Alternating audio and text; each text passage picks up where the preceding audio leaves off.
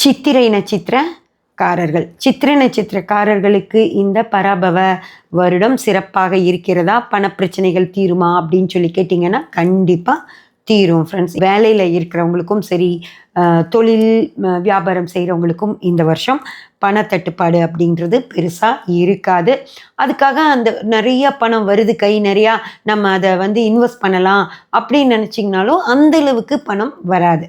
தேவைக்களவாக நீங்கள் ஒரு நல்ல வாழ்க்கை வாழ்கிறதுக்கு, சந்தோஷமாக வாழ்கிறதுக்கான அளவுக்கு பணம் கைக்கு வருமோ தவிர மிக்க பெரிய பணம் வராது.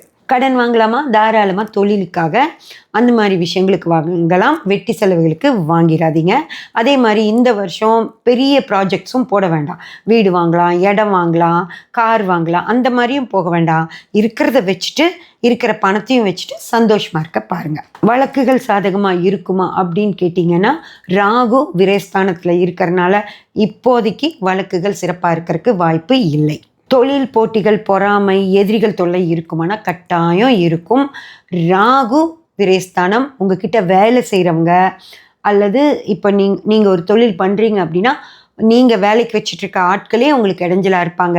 நீங்கள் ஒரு வியாபாரியாக இருக்கீங்கன்னா உங்கள் கடையில் வேலை செய்கிறவங்களே உங்களுக்கு இடைஞ்சலாக இருப்பாங்க. அவங்களே உங்களோட பொருட்களை கொஞ்சம் திருடிட்டு கூட போயிடலாம். அந்த மாதிரி இருக்கலாம்.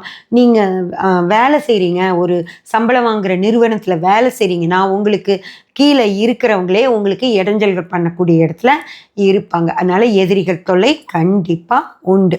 என்னதான் இந்த பதிவுகள், பயிற்சி பதிவுகள் போட்டாலும் இது 30% மட்டும்தான் உங்களுக்கு வேலை செய்யும்.